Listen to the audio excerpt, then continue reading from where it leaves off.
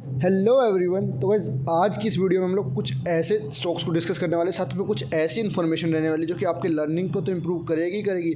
साथ में एक ऐसा डेटा मैं आपके लिए प्रेजेंट करने वाला हूं जो यूट्यूब पे आपको शायद ही किसी वीडियोस में देखने को मिलेगा। मैं दावा नहीं करता हूं, बट येस वो डेटा बहुत ही हेल्पफुल रहने वाला है। किस तरीके से उस डेटा को आप लोग अंडरस्टैंड कर सकते हैं, शॉर्ट टर्म में पैसे बना सकते हैं, साथ में किस तरीके से आप लोग लॉन्ग टर्म में भी इन्वेस्टिंग करके इन कंपनीज में पैसा बना सकते हैं। तो शॉर्ट टर्म में शॉर्ट मोमेंटम वाली कंपनीज को कैसे फाइंड आउट करें, साथ में लॉन्ग टर्म के हिसाब से अगर इन्वेस्टमेंट करना चाहते हो तो किस तरीके से कंपनीज को फाइंड करें, डिटेल में आप लोगों का इसमें समझाने की कोशिश करूंगा। फॉर एग्जांपल सबसे पहली कंपनी को हम ले लेते हैं। कंपनी का नाम रहने वाला है एशियन पेंट्स। तो गाइस अगर बात की जाए तो कंपनी की सेल्स की अभी के लिए आप लोग देख सकते हो, कंपनी की सेल कॉन्टीन्यूसली ग्रोइंग देखने को मिलती है, जो कि एक अच्छा फैक्टर रहता है किसी भी कंपनी का हम लोग इन्वेस्टमेंट या फिर स्विंग ट्रेड के लिए सिलेक्ट करते हैं। साथ में बात की कंपनी के प्रॉफिट की, तो कंपनी के प्रॉफिट भी कॉन्टीन्यूसली ग्रोइंग हमको देखने को मिलेंगे।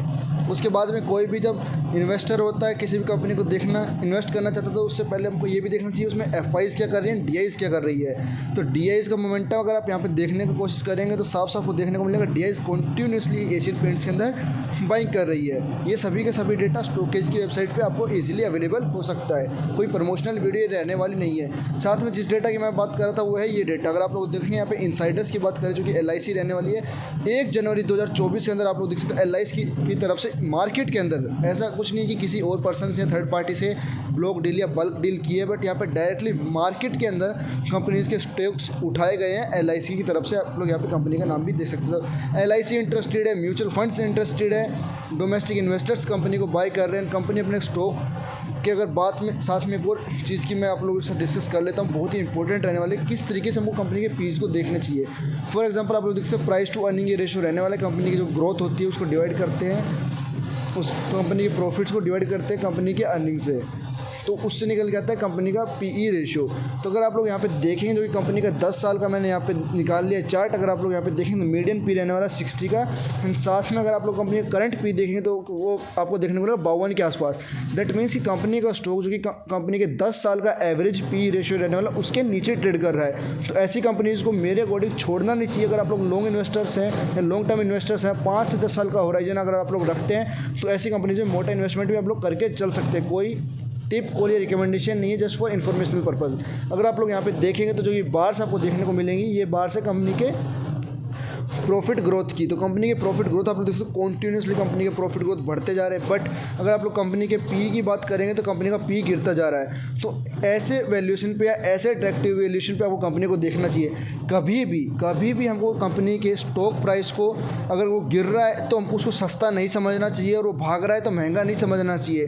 हमको कंपनी के पी से अंडरस्टैंड करना चाहिए कंपनी का स्टॉक प्राइस सस्ता है या नहीं। तो यहाँ से हमको ये इन्फॉर्मेशन मिलती है कंपनी का स्टॉक करंट वैल्यूएशन पे सस्ता है, चाहे प्राइस में बेशक मैं आपको ये बोल रहा हूँ अगर कंपनी का स्टॉक यहाँ पे भी ना हो कि अगर यहाँ पे आपको मिलता इस प्राइस पर अगर ये स्टॉक होता तब भी अगर ये वैल्यूएशन सेम वैल्यूएशन पे होता तो मैं कंपनी के स्टॉक को सस्ता बोलता। बट अभी के लिए आपके लिए कंफर्ट ये रहने वाला है कि कंपनी का स्टॉक अपने सपोर्ट के आसपास ट्रेड करता हुआ आपको दिखाई दे रहा है। तो कोई भी लॉन्ग टर्म ट्रेडर्स या इन्वेस्टर्स रहने वाले हैं, लॉन्ग टर्म बेसिकली इन्वेस्टर्स ही होते हैं, तो वो अपनी नज़र यहाँ पे बना के चल सकते हैं। 2900 का एक बहुत ही प्यारा सपोर्ट लेवल बनता है कंपनी का। मल्टीपल टाइम फ्रेम पे आप लोग यहाँ पे देख सकते हैं कंपनी के स्टॉक ने यहाँ पे सपोर्ट लिया, फिर वहाँ से एक अच्छी खासी तेज़ी हमको देखने को मिली है। अगर बात की जाए ट्रेडर्स की जो कि शॉर्ट टर्म ट्रेडिंग करते हैं, स्विंग ट्रेडिंग करते हैं, तो वो यहाँ पे स्टॉक को एक्यूमुलेट कर सकते हैं। आप लोग यहाँ पे देख सकते हैं एक अच्छी बाइंग हमको यहाँ से इन लेवल से आती हुई दिखाई दे रही है। तो एक्सपेक्टेशन की जा सकती है, कोई गारंटी मैं आपको नहीं दे रहा हूँ कि कंपनी का स्टॉक यहाँ से 3500 के लेवल आपको दिखा सकता है। ये तो हो गई एक सबसे सेफेस्ट बेट। अब बात कर लेते कुछ और कंपनीज़ को जिनके अंदर एक अच्छा मोमेंटम बना हुआ है अभी के लिए, और वो कंटिन्यू रह सकता है शॉर्ट टर्म के लिए। अगर बात की जाए तो फर्स्ट ऑफ ऑल कल के दिन इस कंपनी के स्टॉक के अंदर हमको 8% की तेज़ी देखने को मिली। उसके पीछे का रीज़न क्या रहने वाला है, किस तरीके की डील्स वहाँ पे हुई थी जो कि मार्केट के अंदर उस टाइम नहीं आई थी, मैं उनको डिस्कस करूँगा। उससे पहले अभी के लिए आप लोग कंपनी का चार्ट पैटर्न देख सकते हैं। कंपनी का नाम रहने वाला है डेटा पैटर्न्स। तो डिफेंस सेक्टर से कंपनी बिलोंग करती है। बात की जाए कंपनी की सेल्स ग्रोथ की, तो आप लोग देख सकते हैं यहाँ पे CAGR आपको देखने को मिलेगा बेहतरीन 50% 40% की CAGR ग्रोथ हमको पिछले 5 साल और 3 साल में देखने को मिली है। वहीं अगर प्रॉफिट की बात करें तो पिछले 5 साल में 151% के साथ में CAGR, एंड 3 साल में 81% के साथ में हमें कंपनी के प्रॉफिट्स ग्रोथ देखने को मिली है। आगे चलते हैं।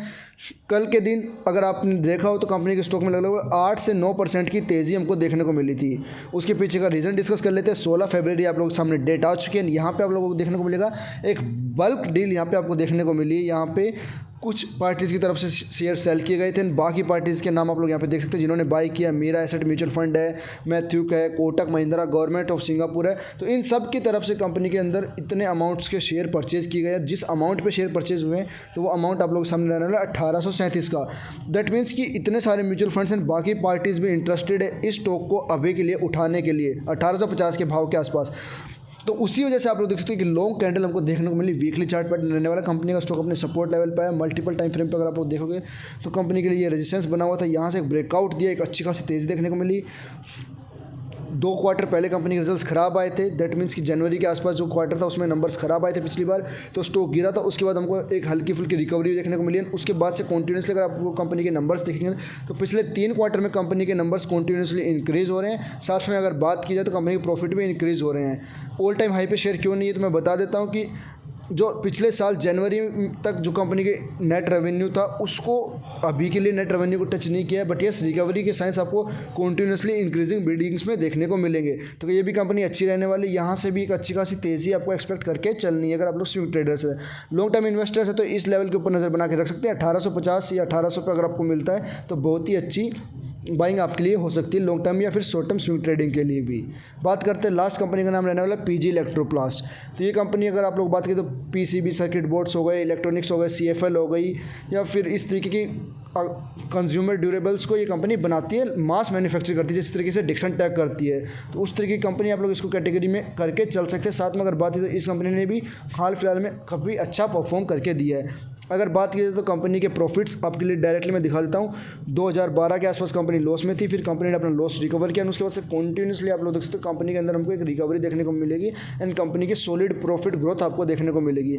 वहीं अगर बात की जाए जो कि इंटरेस्टिंग डेटा इस कंपनी के लिए मैं आपके साथ डिस्कस करना चाहता हूँ वो तो है एफआई एंड डीआई की बाइंग्स। कंटिन्यूसली आप लोग यहाँ पे देख के चल सकते हैं।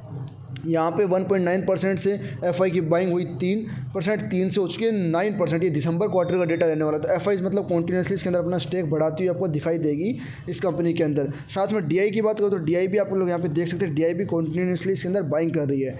तो ये एक अच्छा सिग्नल रहता है किसी भी कंपनी के अंदर एंट्री लेने के लिए। साथ में एक और इन्फॉर्मेशन आपको देखना चाहूँगा मैं अभी के लिए जनवरी 25, दैट मीन्स कि लास्ट वीक ऑफ जनवरी में आप लोग यहाँ पे देख सकते हो 2024 में एक फर्म का नाम रहने वाला, उनकी तरफ से इस कंपनी में हैवी बाइंग हुई है। 65,000 के अराउंड शेयर्स खरीदे गए हैं जो कि 2084 के भाव पे। करंट मार्केट प्राइस की बात करो तो उससे भी ऊपर। जब ये लोग 65,000 शेयर खरीदते वक्त नहीं सोचते तो 5-10 शेयर के लिए I don't know retail investors इतना क्यों डर जाते हैं। अगर कंपनी के फंडामेंटल्स अच्छे हैं, शॉर्ट टर्म में एफआईडीआई दोनों सपोर्ट कर रही हैं, साथ में ब्लॉक डील्स के थ्रू भी शेयर्स बाई किए जा रहे हैं, तो एक ऐसे में श्योरिटी मिल जाती है या फिर 90% श्योरिटी हो जाती है कि यहाँ से अगर मैं कोई मूव को पिक करना चाहता हूँ तो मेरी डायरेक्शन में जाने के चांसेस बढ़ जाते हैं। तो इस तरीके से हमको कंपनीज़ को चूज़ करना चाहिए।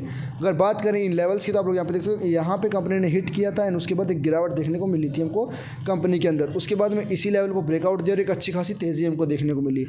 फिर अगेन गिरावट हमको देखने को मिली एंड इसी लेवल पे सपोर्ट लिया एंड उसके बाद एक अच्छी खासी तेज़ी हमको देखने को मिली एंड अगेन इसी लेवल पे कंपनी का स्टॉक अभी अवेलेबल था लास्ट वीक में। वहाँ से एक थोड़ी बहुत बाइंग अभी के लिए कंपनी के अंदर हमको देखने को मिली है। तो यहाँ से अगर इन्वेस्टर्स हो तो भी करंट लेवल्स पे 1800 के आसपास कंपनी का स्टॉक अच्छा लगता है।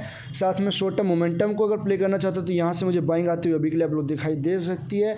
तो मे भी चांसेस है कि आने वाले 2 से 3 महीने में कंपनी का स्टॉक 2600 के लेवल भी आपको दिखा सकता है। तो आप लोग अपनी रिसर्च और एनालिसिस पहले कर सकते हैं। कोई भी टिप कोई रिकमेंडेशन देने की कोशिश इस वीडियो में नहीं की गई है, जस्ट लर्निंग पर्पस के लिए वीडियो बनाई गई थी। आई होप आपको इन्फॉर्मेशन अच्छी लगी होगी। Considering subscribe button for the channel. Thank you so much for watching.